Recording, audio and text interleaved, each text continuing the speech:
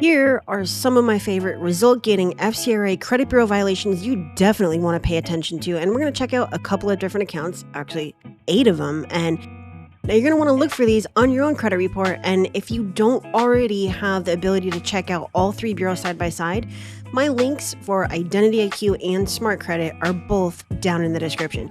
So this is what we're checking out. If you look at date last active, right below it is date of last payment, and above that is comments. So these are the 2 sections that we're looking at, comments and date of last payment. And we might even go into the payment history, but these are the 2 that we are sticking to. So if you look at date of last payment, you're going to see 6/2023, 6/2023, and 9/2022. This should stick out to you because the date of last payment actually stipulates when the account is naturally going to come off. So if you add 7 years to 2023, that's going to give you a totally different year than adding 7 years to 2022. That means that they're going to fall off at 2 totally different times. And that, my friend, is called illegal re-aging.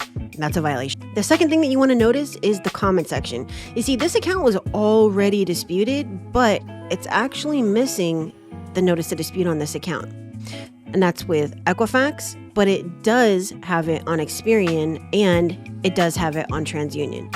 So that means that Equifax, out of all 3 bureaus, is in violation of FCRA 623A3 and AC for failing to enter this notice within 30 days. So what does that mean? Well, if you go check out 623, it's going to very clearly tell you that an account that was disputed and not marked as in dispute cannot report on a credit report. Now, if you're thinking to yourself that, hey, that's probably just like a one-off, not very prevalent type of deal, well, we're looking at another client, another account, and another instance of the same thing, where we have 2019 on date last paid, missing entirely on Experian, and 9/2020 on TransUnion. So again, what does that mean? It means that it's going to come off 2 totally different years, and Experian isn't even reporting it. So, I mean, they're already done for. So you would go after failure to enter the notice of dispute because it's also not entered on Equifax, and the illegal re-aging on Equifax, missing on Experian, and illegal re-aging on TransUnion.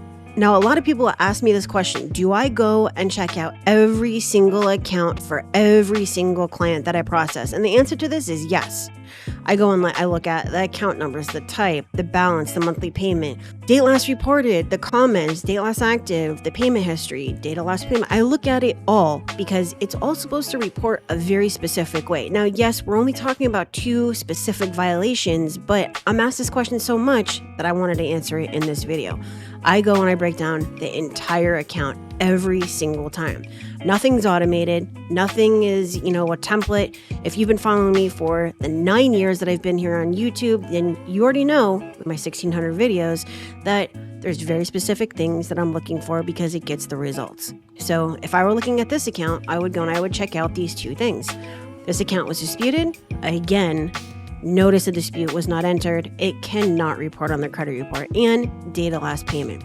It doesn't matter how many credit reports that I look at, I'm always going to see the same violations every single time.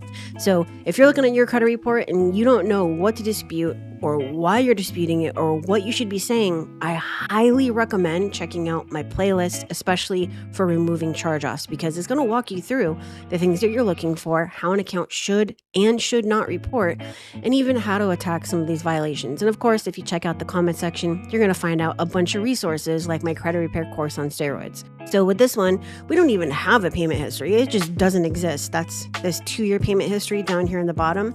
And it's supposed to be there because this is not a collection. It's actually a charge-off. If you look at the payment status, it doesn't even say it's a charge-off. It says it's unknown. And the reason for this is because it's included in bankruptcy. And when you include something in bankruptcy, it changes the whole account. It can turn a collection into a charge-off into an unknown status, and it can change a bunch of the payment history, like getting rid of it entirely. So I'm not trying to confuse you here. Let's stick with these 2 violations. If I pull 10 random clients, I'm going to see that on at least 60% of these clients' credit reports, we're looking at the same violations. And that's why we're going over this today. All right. And I do have an all-in-one crash course for credit sweeps. You can check out that down in the description, as well as my credit sweep stall tactics video that shows you how to deal with some of these things that the credit bureaus purposely do and what you should be looking out for. But let's go back to violations. I might even make one on violations specifically. Now, what would you actually say in a dispute letter if you were looking at something like this? Well, first of all, we're going to go and start with date last payment. Delete this account for legal re-aging because, don't forget that word because, Equifax shows that the date last paid was 2019.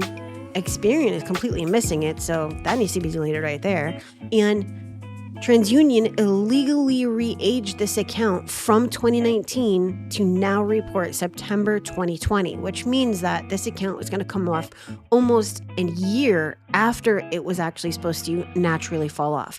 Now, what if you disputed it? It looked like this, you disputed it, it came back, and the comment section was actually missing the notice of dispute. What would you do? What would you say?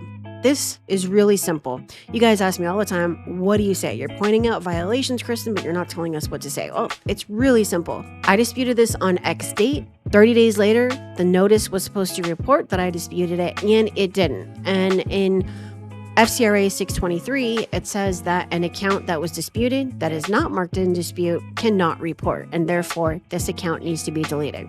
If you want to shorten it up, you can very simply say delete for violation of FCRA 623 failure to enter notice of dispute because it was required by X date. The X date is going to be the 31st day after they received your dispute. So let's go check out a couple more.